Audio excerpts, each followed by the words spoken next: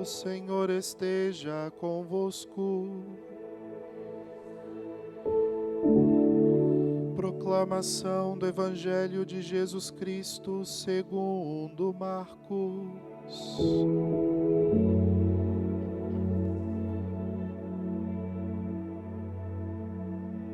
Naquele tempo, Jesus saiu de Jericó, junto com seus discípulos e uma grande multidão.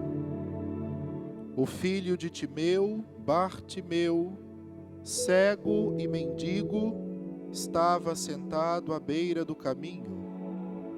Quando ouviu dizer que Jesus, o Nazareno, estava passando, começou a gritar: Jesus, filho de Davi, tem piedade de mim. Muitos o repreendiam para que se calasse, mas ele gritava mais ainda: Filho de Davi, tem piedade de mim.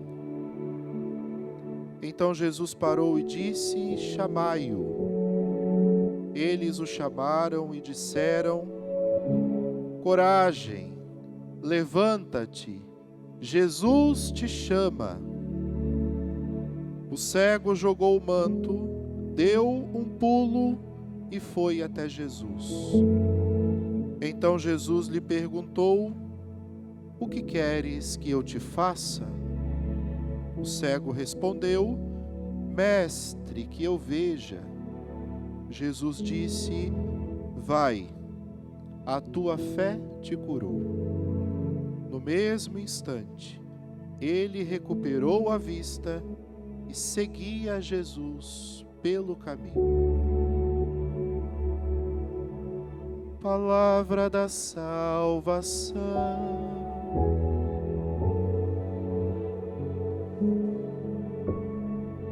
Podem sentar, irmãos e irmãs.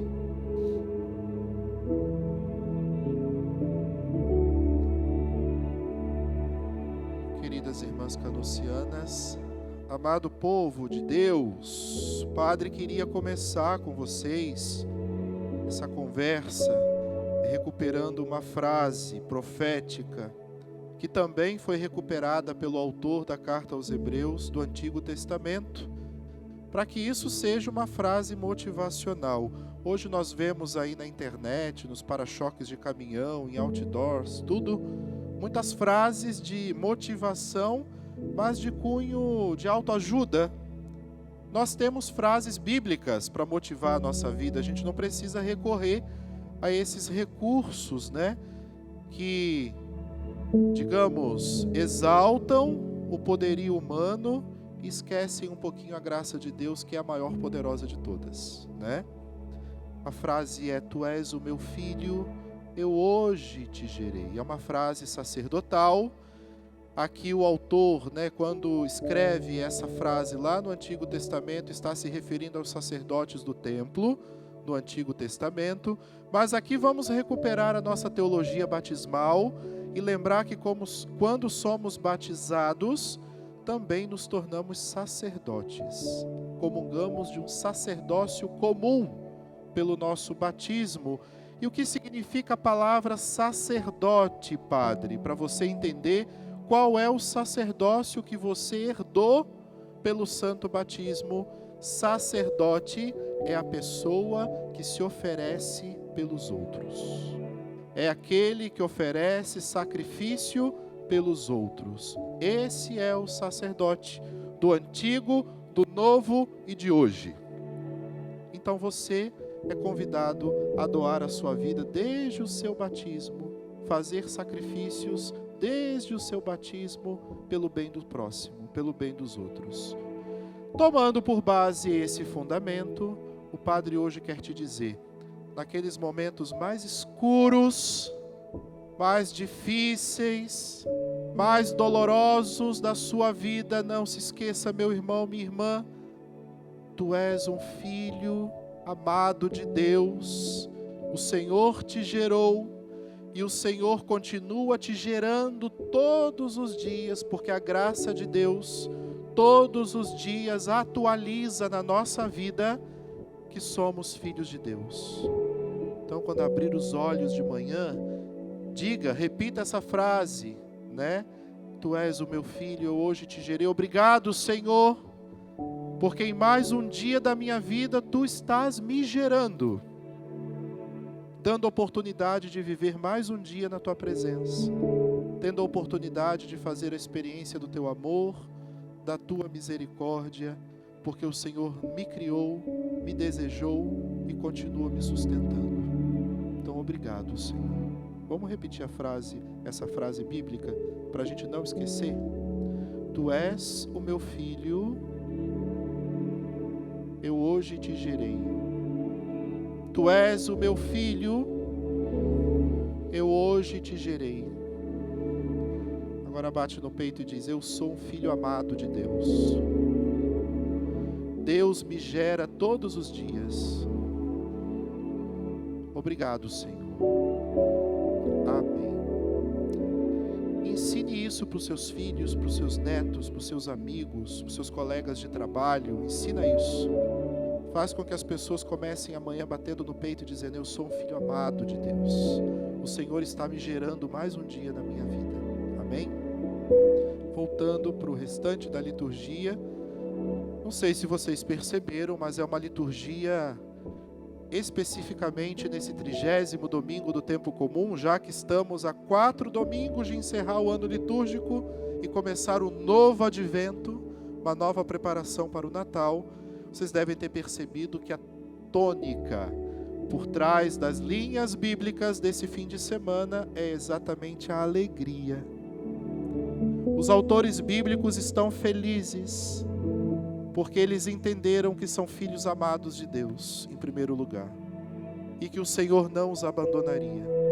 Olha o que o profeta, na primeira leitura, diz para o povo de Israel, em nome do povo de Israel, a Deus. Pede a Deus: salva-nos, Senhor. Salva esse resto que sobrou. Salva essa pequena porção que padece no exílio de Babilônia. Salva-nos.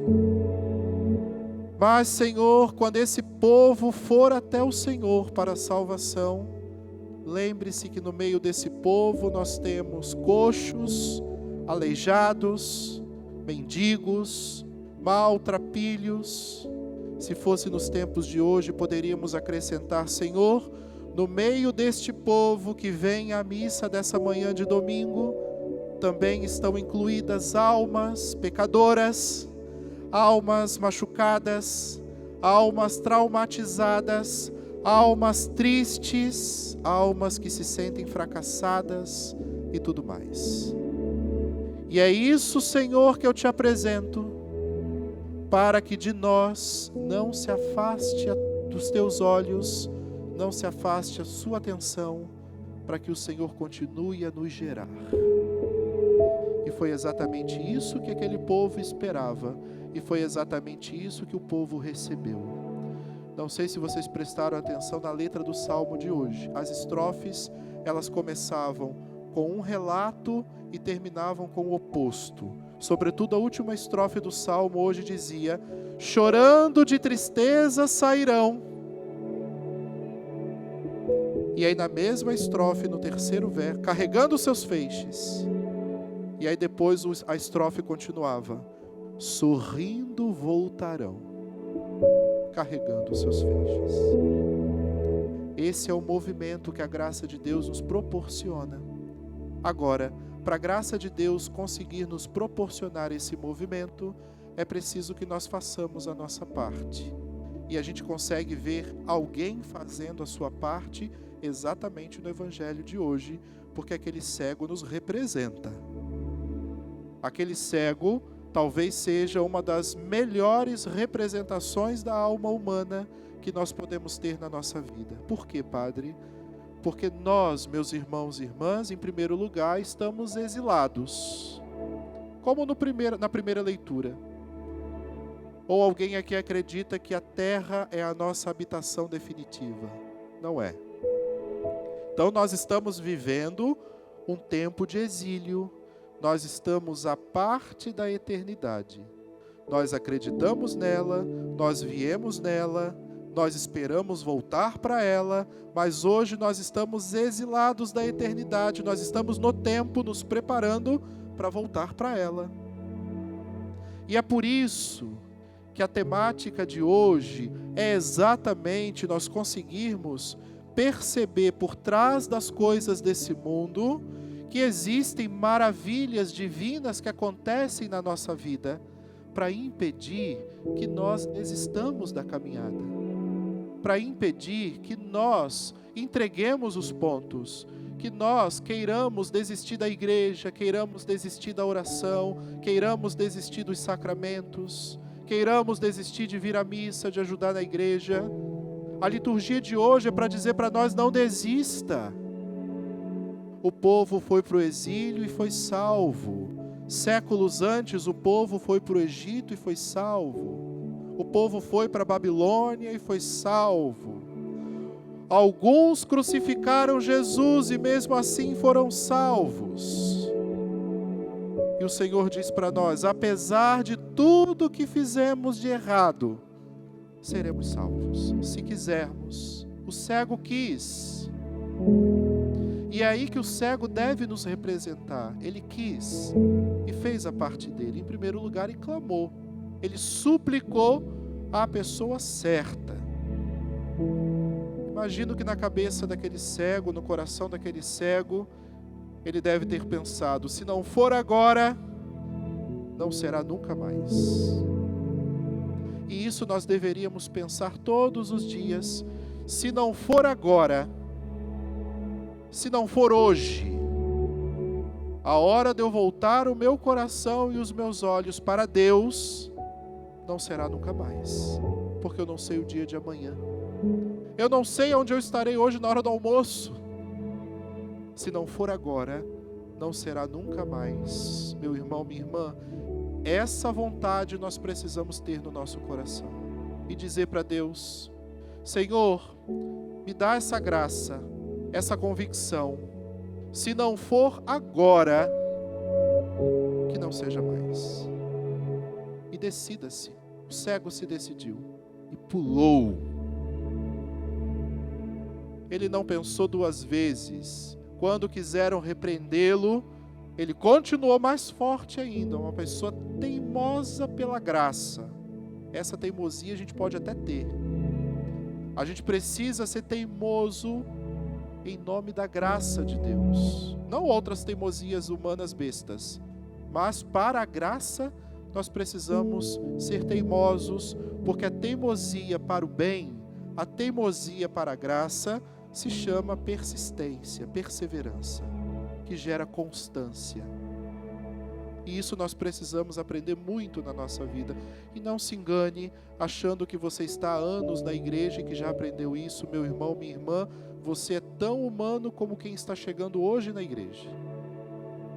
E o pecado não vai deixar você ser constante se você não buscar isso todo dia. Não adianta. E aí, quando falaram para o cego: levanta-te. Não falaram assim: fica aí no seu lugar que eu vou te carregar até Jesus. Você não precisa ter esforço nenhum, senhor cego, senhor Bartimeu, pode ficar quietinho no seu lugar, que nós vamos aí te carregar. Ou seja, não precisa se esforçar para nada, Bartimeu, não. Eles fizeram levanta-te. Em outras palavras, o mestre está pronto para fazer na tua vida o que for necessário. Mas faça a tua parte. Tu tem que sair daí, se levantar e ir até ele. Em outras palavras, se nós não fizermos a nossa parte, a graça de Deus estará impedida de realizar na nossa vida o que é necessário. E aquele cego não só levantou, como diz a narrativa do Evangelho de Marcos, ele deu um pulo. Em outros evangelhos sinóticos, a palavra pulo é substituída por um salto. Saltou. Interessante, o mesmo verbo utilizado na narrativa da visita de Maria a Isabel. João saltou de alegria. Porque para alcançar a alegria que vem de Deus, nós precisamos saltar. Essa deve ser a nossa atitude. A gente não pode ficar pensando na morte da bezerra para saltar em direção a Deus. A gente não pode ficar esperando algo extraordinário acontecer para saltar em direção a Deus. A gente não precisa esperar uma desgraça acontecer na nossa vida para saltarmos em direção a Deus. Porque o nosso Deus nos espera com esse salto todos os dias. E é por isso que Ele não para de nos gerar, de querer nos conquistar, meus irmãos. Salta do seu lugar, porque o salto desse cego foi um salto de qualidade, foi um salto para a promoção de vida, foi um salto para a promoção humana. Esse homem se viu completamente reintegrado, porque ele teve a coragem de saltar para Jesus, sem medo, sem pensar duas vezes. Vamos pedir essa graça para nós, nesse 30º domingo do tempo comum, que nós tenhamos a capacidade, a coragem de saltar de qualidade, dar um salto, realmente um pulo, um salto de qualidade na nossa vida, porque tudo que fazemos com Deus, por Deus e para Deus, gera qualidade de vida para nós. Em todas as dimensões. A começar pela vida espiritual, passando pela vida material, passando pela vida intelectual, passando pela vida profissional, passando pela vida relacional e familiar. Tudo o que fazemos em Deus gera qualidade de vida para nós. Então vamos pedir a Maria, nossa mãe, que nos ensine, ela que saltou e foi ver sua prima de tanta alegria que sentia. Maria, na verdade, é a grande maravilha cantada pelo Salmo de hoje. Uma das grandes maravilhas que Deus realizou na história e realiza para nós hoje como Igreja Católica é ter essa mulher como mãe. A grande maravilha, a maravilha que cantou as maravilhas no seu canto do Magnífica. Então que nós possamos aprender mais dela isso. Apesar de tudo, nós também somos maravilhas criadas por Deus e precisamos cantar essas maravilhas. Maria e José, nos acompanhem, nos proteja até o céu. Louvado seja nosso Senhor Jesus Cristo.